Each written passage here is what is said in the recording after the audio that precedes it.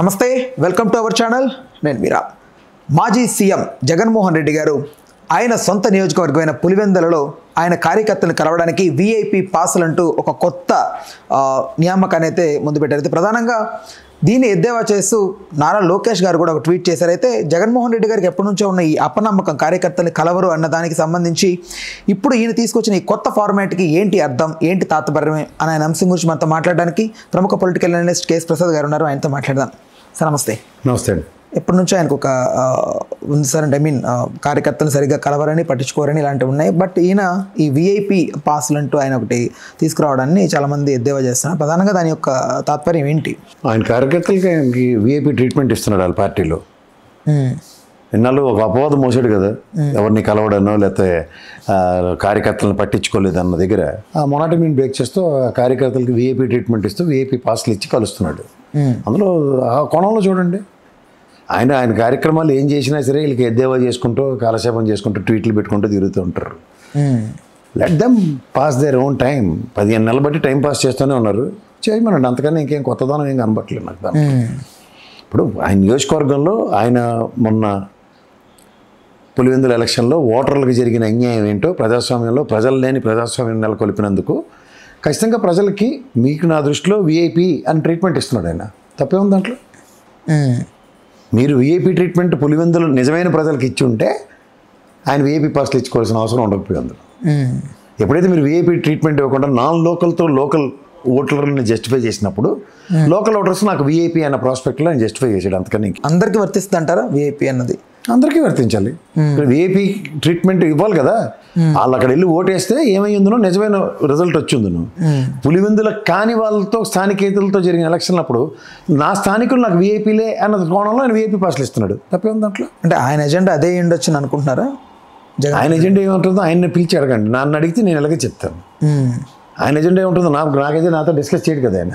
ఎవరి ఎజెండా ఉండదండి. ఒక పార్టీకి సంబంధించిన అంశాల్లో కొన్నిసార్లు ఏంటంటే పెద్దపేట వేయాలి అన్న కోణంలో కార్యకర్తలకి పెద్దపేట వేయడానికి నడుము బిగించాడు ఆయన. అంతకన్నా ఇంకేం లేదు. ఏ పార్టీకైనా కార్యకర్తలే పట్టుకొమ్మలు. ఆ తెలుగుదేశం పార్టీ ఏమనండి, లేదంటే వైఎస్ఆర్సీపీ ఏమనండి, లేదంటే బీజేపీ ఏమనండి, ఇంకేమనండి. ఒక జనసేనకే అది ఇవాళ కార్యకర్తలు అక్కర్లేదు, మా నాయకులు నాకు అక్కర్లేదు, వాళ్ళ మీద తిరిగి నేను శిక్షలు వాళ్ళకే విధిస్తానన్న కోణం ఒక్కసారి జనసేన పార్టీలోనే చూస్తున్నాం. అది అంటే ప్రజలతో మనం మమేకమై వెళ్తున్నాం. రాబోయే రోజుల్లోనే జగన్మోహన్ రెడ్డి గారు పిలుపునందిస్తున్న ఈ క్రమంలో ప్రధానంగా ఒక పులివెందులని ఎందుకు ఆయన అంటే ఓడిపోయినందుకే ఇదంతా చేస్తున్నారంటారా? అంటే వాళ్ళని కొంచెం అక్కడ లోకల్ కార్యకర్తను సప్రెస్ చేయడానికి? అంటే ఓడిపోవడం అని కాదు, అక్కడ స్థానికేతరులు వచ్చి ఓట్లు వేసారు. అది మీకు తెలుసు, నాకు తెలుసు, చూసాం కూడా అందరం. సార్ స్థానికులకి ఇప్పుడు ఆయనకు వచ్చినప్పుడు ఆయన they need to treat them as a VIPs కదా. అదే చేస్తున్నాడు ఆయన. రాజశేఖర రెడ్డి గారి ఎలక్షన్ దగ్గర నుంచి చూస్తే మీరు ఒకసారి పులివెందుల ఆ టెరిటరీలో వచ్చిన మెజారిటీలతోనే రాజశేఖర రెడ్డి గారు ఎంపీ గెలిచారు. అది తెలిసిన విషయమే కదా అందరికీ. సో అలాంటి దగ్గర మనం ఓటు వేసామా లేదా అన్నది వెళ్ళి వాళ్ళకి చెప్పుకోవాలి కదా. ఎవరికి చెప్పుకోవాలి? ఆ నాయకుడికే చెప్పుకోవాలి. ఆ నాయకుడే జగన్మోహన్ రెడ్డి. వాళ్ళు వచ్చినప్పుడు మీరు నాకు మీ మనసు నాకు తెలుసు, మీరు ఏం చేశారో నాకు తెలుసు, మీరు తప్పు కాదు అన్న విషయంలో వాళ్ళకి విఐపి ట్రీట్మెంట్ ఇచ్చి చూపించాడు ఆయన. అలా ఎందుకు చూడట్లేదు మీరు?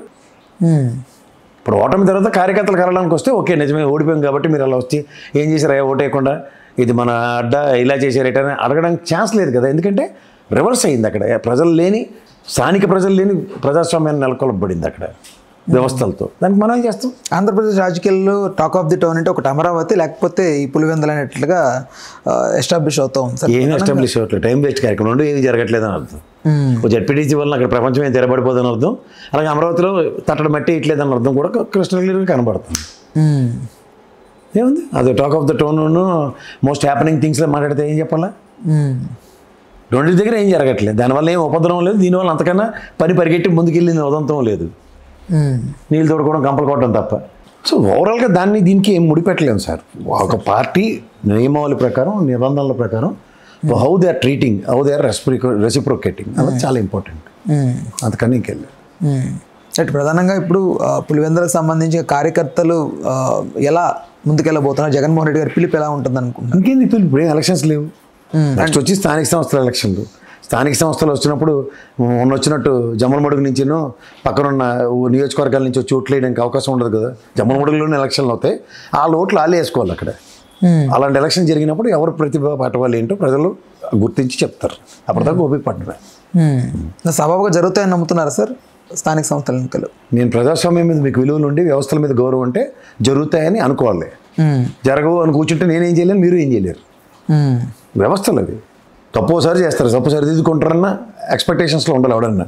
వాళ్ళు ఇంక జీవితంలో దిద్దుకోరని కూర్చుంటే మనం ఈ ప్రజాస్వామ్యంలో ఉండడమే కష్టం. రైట్. ఇప్పుడు ఈ విఐపి ఏదైతే ఆ ట్రీట్మెంట్ అనేది ఉందో ఇది ప్రజల్లోకి వేరే రకంగా వెళ్తోంది, వెళ్ళేలా చేస్తున్నారు ప్రతిపక్షంలో ఉన్న ముఖ్య నేతలు అనేది ప్రధానంగా వినిపిస్తూ ఉంది. ప్రజలు ఎలా దీన్ని తీసుకుంటారంటారు? ఇప్పుడు మీరు ఇంట్లో పెళ్లి చేసుకుంటారు, బొట్టు పెట్టినో కార్డు ఇచ్చి ఎలా పిలుస్తారు? గౌరవ మర్యాదలతో పిలుస్తారు, దానికి తగ్గట్టు వస్తారు. అదేవి లేకుండా కార్డు ఇలా పోస్ట్ కార్డులు ఇచ్చినట్టు ఇచ్చి ఫోను చేయకుండా పోస్ట్లో కార్డు వచ్చింది, పెళ్ళికి వెళ్ళిపోతారా మీరు? అలాగే స్థానికంగా ఉన్న స్థితిగతుల మీద ఆ నాయకులకి ఎలా ట్రీట్ చేయాలన్న దాని మీదే ఉంటుంది. హౌ దే రెసిప్రోకేటింగ్ అన్నది వాళ్ళు కూడా దానికి తగ్గట్టు. మా జగన్మోహన్ రెడ్డి మా దగ్గరికి వచ్చాడు అన్నది రెసిప్రోకేట్ అవుతుంది. ఎప్పుడైనా కార్యకర్తల్ని పార్టీ ఎలా పరిరక్షించుకుంటున్న నేపథ్యంతోనే వాళ్ళ సమన్వయంతోనే ఒక పార్టీ విజయం, ఆ పార్టీ ముందుకెళ్ళడం ఉంటుంది. అందుకని కార్యకర్తలు అక్కలే నా పని నేను చేసుకుంటాను అనుకుంటే స్ట్రక్చరల్ డీవియేషన్స్ ఎప్పుడు కుదరవు. బేసిక్గా స్ట్రక్చర్ ఎప్పుడైతే ఎస్టాబ్లిష్ అవుతుందో పార్టీకి గ్రాస్ రూట్ లెవెల్లో బూత్ కమిటీలతోనూ వాటితోనూ అప్పుడు ఆటోమేటిక్గా ఎన్హాన్స్ అవుతుంది అదే పార్టీ అయినా. ఇప్పుడు ఇక్కడ ఒక పార్టీ యొక్క స్ట్రక్చర్ అన్న దగ్గర ఎక్కడైనా సొంత ఊరు ఇంట గెలిచి రచ్చగలమంటారు ఎవడన్నా. సొంత ఊరు నుంచి మొదలెట్టాడు ఆయన పులివెందుల ఆయన నియోజకవర్గం.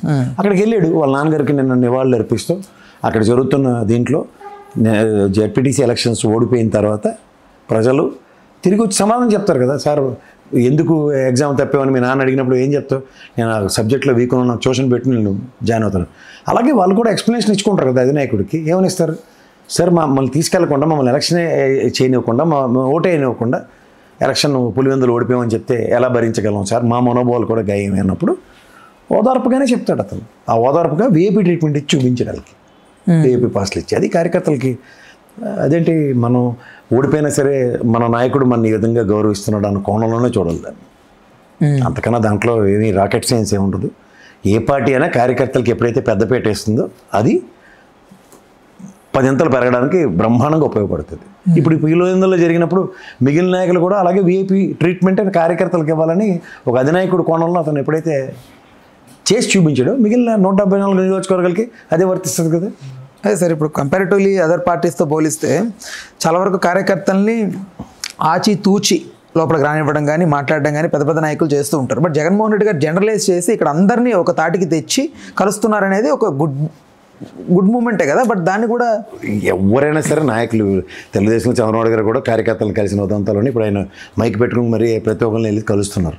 ఇప్పుడు ఒకసారి అధికారం వచ్చినప్పుడు ఒక యాక్ట్ ఉంటుంది, అధికారం లేనప్పుడు ఇంకొక యాక్ట్ ఉంటుంది. ఈ రెండింటిని ఎప్పుడు కంపేర్ చేయలేము. ముఖ్యంగా కార్యకర్తలకి డైరెక్ట్ యాక్సెస్ ఇచ్చేది రాజశేఖర రెడ్డి గారి దగ్గర నుంచి చూస్తే ఎవరైనా సరే అది ఒక స్పెసిఫిక్ టైం అలొకేట్ చేసి ఆ టైం అంతా వాళ్ళ కోసం స్పెండ్ చేసేవాడు ఎవరినైనా కలవడానికి. కానీ ఆ యాక్సెసిబిలిటీ ఎప్పుడైతే ఉంటుందో ఆ రిలేషను బాండేజ్ పెరుగుతాయి.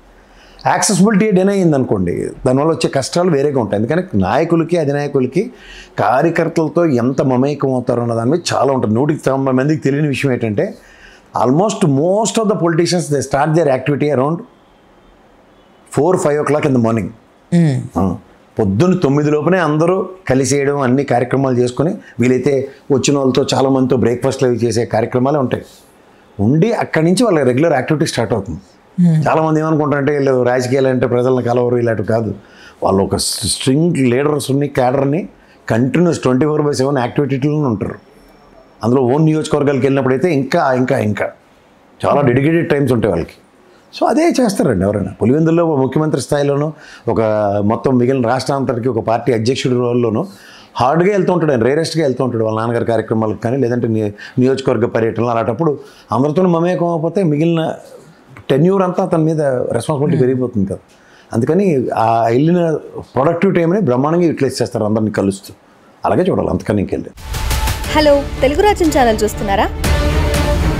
సామాజిక రాజకీయ జీవన చిత్రణే తెలుగు రాజ్యం. అతిశయోక్తులు అసత్యాలు ఉండవు. రాజకీయ కోణం కాదు, ప్రజా కోణమే కొలబద్ద. తెలుగు రాజ్యం వీక్షణ మీ ఉత్తమ అభిరుచికి నిదర్శనం.